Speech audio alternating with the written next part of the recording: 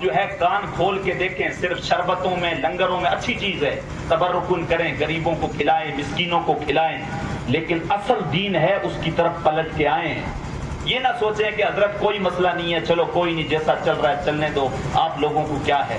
نہیں، زنا اتنا بدترین گناہ ہے، اتنا بدترین۔ میری مائیں اور بہنیں بھی بیٹھی ہوئی ہیں، میں تفصیلی گفتگو کی طرف جاؤں گا تو بیان لمبا ہو جائے گا۔ بزرگان دین کی زندگیاں اگر پڑھیں تو رونگٹے کھڑے ہو جاتے ہیں۔ حضور علیہ الصلوۃ والسلام کی بارگاہ میں ایک صحابی رسول آتے ہیں اور آ کے کیا کہتے ہیں، تطہرونی یا رسول اللہ، حضور مجھے پاک فرما دیجئے۔ حضور نے کہا جاؤ اور جا کے اللہ کی بارگاہ میں توبہ کرو۔ وہ گیا، جا کے اللہ کی بارگاہ میں توبہ کی، پھر پلٹ آیا، تطہرونی یا رسول اللہ، حضور مجھے پاک فرما دیں۔ حضور نے کہا معاملہ کیا ہے، تمہیں کہا ہے جاؤ جا کے اللہ کی بارگاہ میں توبہ کرو، وہ بڑا مہربان ہے، تیرے سارے گناہ بخش دے گا۔ کہتے ہیں تھوڑی دیر گزری لیکن بے چینی ایسی تھی، پھر آ گیا۔ حضور نے کہا آخر معاملہ کیا ہے، کس چیز کی پاکی چاہتے ہو؟ تو کہنے لگا حضور مجھ سے زنا سرزد ہو گیا۔ اللہ اکبر۔ حضور نے کہا اس کا دماغ تو ٹھیک ہے، ذرا چیک تو کرو کہیں پاگل تو نہیں ہو گیا، کیا کہہ رہا ہے؟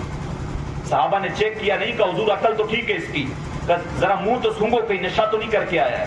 صحابہ نے جب منہ بھی سونگا تو کہا حضور نہیں، نشہ تو نہیں کیا ہے۔ اور اتنے میں وہ اپنی زبان سے 3-4 مرتبہ جو ہے اقرار کر چکا تھا، کہا حضور مجھے پاک فرما دیں، مجھ سے بدکاری ہو گئی، مجھ سے بدکاری ہو گئی۔ وہ صحابی رسول کا نام تھا معاذ ابن مالک۔ جب انہوں نے کر لیا، اقرار خود کر لیا، گواہ کی ضرورت ہی نہیں تھی۔ اچھا ایک مسئلہ اور، بڑا اہم مسئلہ، آپ اندازہ لگائیں، یہ قرآن مجید کے اندر جو آیت کریمہ آئی کہ زنا اور زنا کرنے والیاں 100 کوڑے مارے جائیں، ان پہ رحم نہ کرو اگر تم اللہ پہ ایمان رکھتے ہو، آخرت کے دن پہ ایمان رکھتے ہو، اور بیچ چوراہے پہ کھڑا کرو ان کو اور سارے لوگ ان کو دیکھو۔ اب یہاں حضور کی حدیث ملتی ہے، معاملات الگ الگ ہیں۔ 100 کوڑے کس کے لیے ہیں؟ 100 کوڑے جو غیر شادی شدہ زنا کریں، یعنی لڑکا بھی کنوارا ہے، لڑکی بھی کنواری ہے، تو اب دونوں کو 100 کوڑے مارے جائیں گے۔ لیکن اگر محسن ہے، محسن عربی میں بولتے ہیں شادی شدہ کو، اور امام اعظم ابو حنیفہ کے نزدیک اس کی 6 شرطیں ہیں۔ فرمایا مسلمان ہو، عاقل ہو، بالغ ہو، نکاح صحیح طریقے سے ہوا ہو، اور پھر اس کے بعد جو ہے وہ دخول بھی ہوا ہو۔ تو یہ کچھ شرطیں امام اعظم ابو حنیفہ نے بتائی۔ امام شافعی کے نزدیک اسلام نہیں ہے کہ اگر غیر مسلم بھی اسلامی حکومت میں اگر بدکاری کرتا ہے تو اس کی بھی سزا ہے۔ تو یہ 2 طرح کی چیزیں ہیں، غیر شادی شدہ اگر بدکاری کرتا 100 کوڑے ہیں، اور اگر شادی شدہ ہیں، محسن ہیں، تو ان کا حکم کوڑے نہیں ہے، بلکہ شریعت کہتی ہے ان کو بیچ چوراہے پہ کھڑا کر کے اتنی دیر تک لوگ ان کو پتھر ماریں کہ وہ ان کی روح نکل جائے۔ آسان سمجھ لیا ہم نے، ہم سوچ رہے ہیں جو مرضی آئے وہ کرتے رہیں، کوئی پوچھنے والا ہے نہیں تو کوئی بات نہیں، جیسے زندگی گزار کے چلے گئے۔ اگر آج بچ گئے تو کیا سوچ رہے ہیں کل؟ یہ تو دنیا کا عذاب ہے، آخرت میں سوچو اس کا عذاب کیا ہوگا۔ اتنا بدترین گناہ ہے کہ اگر شادی شدہ ہوں تو اللہ ان کے وجود کو زمین پہ گوارا بھی نہیں کرتا کہ ان کو اس وقت تک پتھر مارے جائیں جب تک ان کی روح نہ نکل جائے۔ وہ معاذ ابن مالک کیونکہ شادی شدہ تھے، اب حضور نے جب ان کی گواہی سن لی تو صحابہ کو کہا کہ جاؤ اور جا کے اس کو پتھر مارو۔ صحابہ لے کے گئے، لے جا کے پتھر مارا، اور ادھر حضور مسجد نبوی میں کبھی ادھر ٹہل رہے ہیں، کبھی ادھر ٹہل رہے ہیں، آنکھوں سے آنسو جاری ہیں۔ کسی نے پوچھا حضور خود ہی آپ نے حکم دیا پتھر مارنے کا اور اب خود ہی جو ہے آنکھوں میں آنسو ہیں۔ حضور نے کہا وہ میرا انصاف تھا، یہ میری محبت ہے، یہ میری محبت ہے۔ اب پھر جب ان کا انتقال ہو گیا، ان کا جنازہ اٹھا، اور جب جنازہ لے جانے لگے تو مجمع میں سے کسی کی جو ہے وہ زبان سے نکل گیا، لو معاذ نے زنا کیا تھا اس لیے اس کو پتھر مارے گئے۔ حضور کے کانوں میں جب یہ آواز پڑی تو چہرہ سرخ ہو گیا، کہا معاذ نے زنا کیا تھا، میں نے اس کو پتھر نہیں مروائے، اس نے بدکاری کی تھی تو اس کی سزا بھی تو ملی۔ پھر ارشاد فرمایا کہ میرے معاذ نے ایسی سچی توبہ کی ہے کہ اگر روئے زمین پہ اس کو پھیلا دیا جائے اللہ ساروں کی بخشش کر دے گا۔ کیوں؟ انہوں نے اپنے آپ کو پیش کیا۔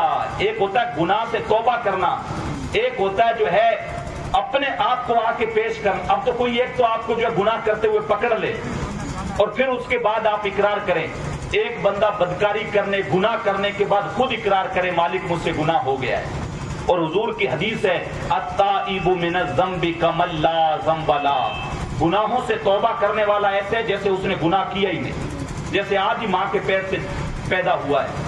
تو اگر کوئی گناہ سے توبہ کر لیتا ہے تو وہ پھر ایسے ہو جاتا ہے جیسے اس نے کوئی گناہ کیا ہی نہیں ہے۔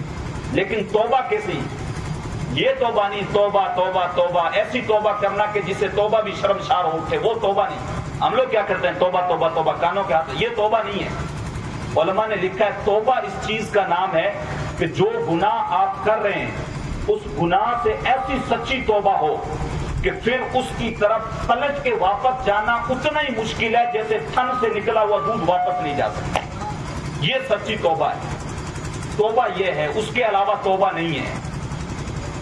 میں ایسی توبہ کی، توبہ کر کے پھر توڑ دی، پھر توڑ دی، میری اس توبہ پہ بھی توبہ توبہ کہہ اٹھی، تو یہ توبہ نہیں ہے۔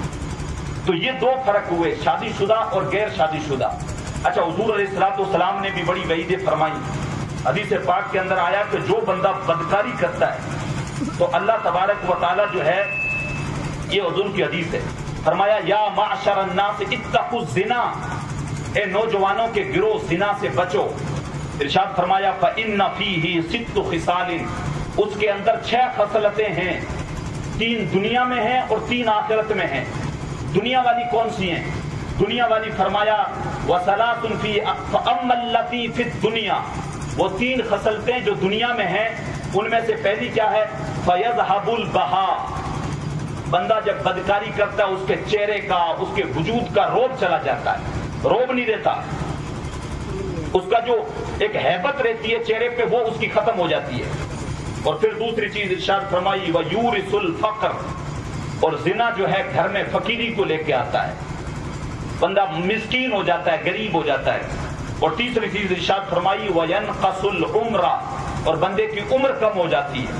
یہ 3 دنیا کے اندر ہیں، چہرے کا روب چلا گیا، گھر میں غریبی آ گئی اور عمر بھی کم ہو گئی۔ اور 3 چیزیں بتایا آخرت میں، آخرت میں بتایا فَيُوجِبُ السَّخْطَ، اللہ کی ناراضگی، اللہ ناراض ہوتا ہے اس سے، وَسُوءَ الْحِسَابِ، اور حساب بھی بہت برا ہوگا کل قیامت کے دن۔ اور تیسری چیز ارشاد فرمائی وَالْخُلُودَ فِي النَّارِ، اللہ اکبر، ہمیشہ ہمیش کے لیے جہنم میں۔